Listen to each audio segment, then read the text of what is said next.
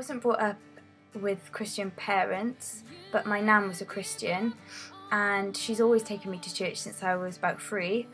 And I always saw it as that's the thing you do. You just go to church on a Sunday, and it became sort of like routine. I'd sleep at my nan's house on a Saturday night watching Blind Date, as you do, and then we just go to church. But it wasn't until when I was about 8 years old that it really affected me. My mum got ill. She had ovarian cancer and she died when I was 8. But the amazing thing is, 6 weeks before she died, she gave her life to God. And oh my gosh, that spoke to me. Like, how can God forgive like that? Like, she had been a sinner all her life, and then God graciously got her before she died. And it just reminds me of the sinner on the cross next to Jesus, who said to Jesus, "Will you remember me in heaven?" And Jesus said, I'll tell you the truth, you will be in paradise with me today. And I know that my mum is somewhere far better than we can ever imagine. She's up there with God, and she's having one heck of a pie, I can tell you that much.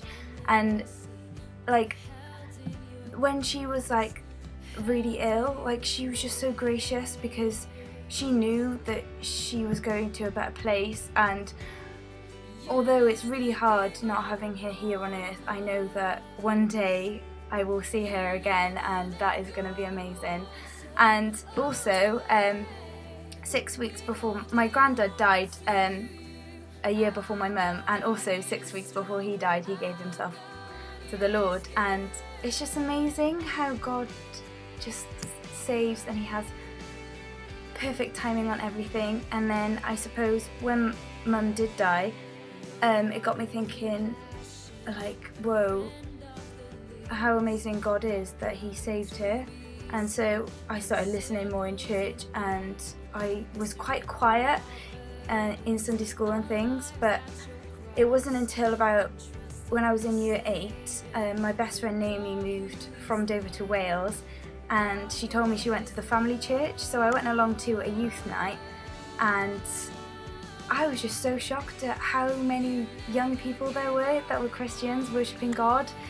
Because in my church that I went to with my nan, it was just full of old people and like really traditional people, and I was like, I'm really shy. So in Sunday school I used to just be quiet because I thought that my opinion was just not good enough. And then when I went to this youth night, it was just amazing, and I saw so many Christians, and it was just so nice to have that fellowship.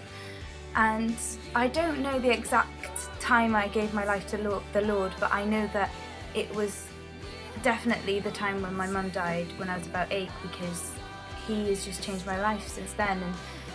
And I got baptised when I was 13, and since then, I can't even begin to describe how amazing it is.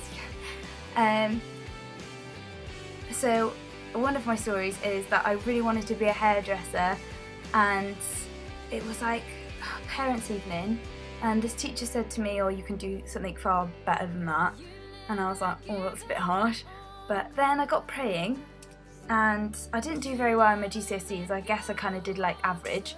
And then I decided to stay on for A-level, and flipping heck was I surprised at my results when I got them. I did so well, like better than some of my friends, and I was like, what the heck is going on here? And I was like, if this isn't from God, I don't know what is. So I ended up at the University of Gloucestershire, and I'm now part of the CU, and I'm the secretary/treasurer, which I find so funny because I failed maths 3 times, and now I'm the treasurer and organising all this money stuff. So God has definitely got a sense of humour.